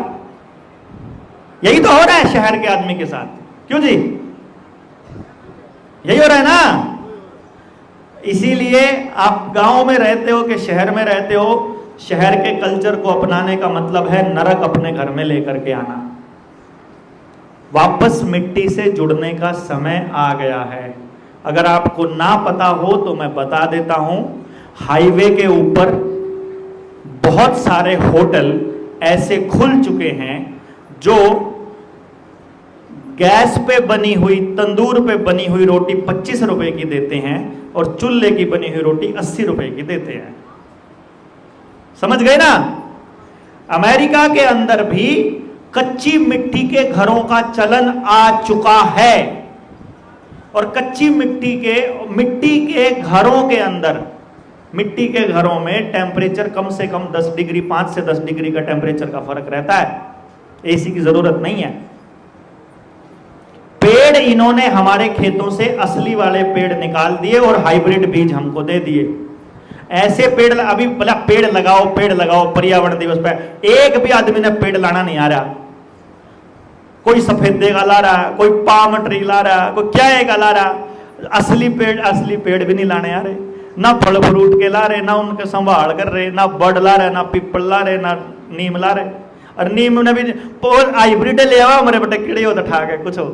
सरकार तो जितने भी पेड़ आपको देगी वो सारे हाइब्रिड बीज देगी, असली नहीं देगी। असली के लिए तो आपको थोड़ा तप करना पड़ेगा, ढूंढना पड़ेगा, टोकन लेना पड़ेगा। तो ये बीज बचाने की लड़ाई है जी। नस्ल बचाओ रैली अपन ने करनाल में करी थी, उसका मतलब ये था खेत का बीज खत्म हो चुका है, डांगरा का बीज खत्म हो चुका है और मानस का बीज खत्म होने की कगार पे है।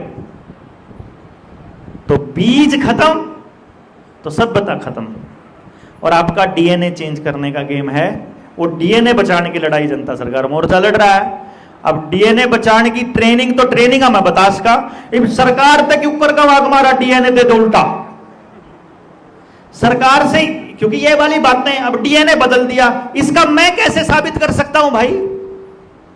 हाँ, मैं तो इस तरह साबित कर सकूं कि पहले मगर कोई मारे घर की बाण बेटी ने छेड़ दिया करता तो काट दिया करते, डीएनए में था काटना। अरे ईब न्यू में दे अपनी छोरी ने इंजेक्शन लाने खातर भेज दे, अरे नहीं तो पेपर नहीं देने देवांगे। और सारा गुणबा भेज दिया, लड़ नहीं पाए। क्यों जी? लड़ नहीं पाए, न्यू नहीं कह पाए तेरी के औकात, मेरा शरीर मेरी मर्जी। मेरे छोरे ने अपने स्कूल के मास्टर तक कह दिया था, उन्होंने बोला ना टेस्ट करवा ला, बोला मैं नहीं करवाऊंगा, बोला वैक्सीन भी तो लवानी पड़ेगी, बोला कैसे लवानी पड़ेगी, मैं लवाऊंगा, बोला बेटे ये आर्मी का स्कूल है लवानी पड़ेगी। बोला मेरे पापा ने न्यू कह रखा कि जब कोई मास्टर धक्का करे नहीं ईंट मार के सिर खोल दिए, कोई टेंशन नहीं है, धक्का नहीं चलेगा, मेरा शरीर है, मेरी मर्जी से तो चाहे मैं इसका कुछ करूं, मेरी मर्जी के खिलाफ इसका कोई टच भी नहीं कर सकता। और अगर करा तो भाई हिसाब तो लेंगे फिर, क्यों नहीं थोड़ा छोड़ देंगे? ओट लड़ा भी छोड़ देंगे थोड़ी ना, कहते नहीं सोच रहे हैं अब उन्हें छोड़ देंगे कि नहीं? पर हमारा तो फिर वो बात याद आ जाए अमरीशपुरी की, अपने गुस्से को पालना सीखो काशी बेटा। तो हम तो अपना गुस्सा पाल रहे हैं, छोड़ दे नहीं।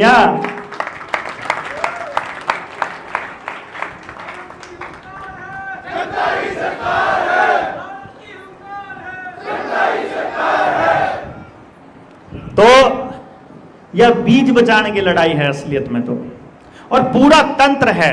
देखो हमारे पास ब्लूप्रिंट लगभग हर चीज का रेडी है, लेकिन तब तक आप चाहे कितने बड़े ज्ञानी बन रहे हो, हमें चाहे सब बातों का पता हो, हम चाहे सब कुछ जानते हो, तब तक बदलाव नहीं आएगा जब तक वो व्यक्ति इस बदलाव की दिशा में शामिल नहीं होगा जिसके ऊपर इसका असर पड़ना है।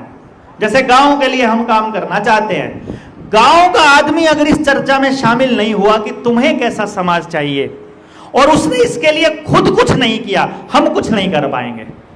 मानते होगे जी? इसलिए इस लड़ाई में समय इसलिए लग रहा है कि हम उस गांव के आखिरी आदमी को शामिल करना चाहते हैं कि आओ चर्चा करते हैं और फिर तुम्हें जो व्यवस्था चाहिए उस व्यवस्था को बनाने में हम आपकी मदद करेंगे। कुछ इधर से लेके आएंगे, कुछ उधर से लेके आएंगे, सारा ज्ञान एक आदमी के पास होता नहीं है, तो जिसके पास जो है उससे वो ले लेंगे और लेकर के अपने समाज को दे देंगे। तो इस दिशा में अपन काम करेंगे। और बड़ी लंबी यात्रा करके आप लोग आए हैं, कुछ लोग तो महाराष्ट्र से भी आए, कुछ मध्य प्रदेश से भी आए और पूरा दिन से बैठे हैं। यहाँ तो भीड़ भी इतनी थी कि पैर आपके जो है वो सीधे भी नहीं हो पा रहे, और 7:15 साढ़े 7 बजे का टाइम है।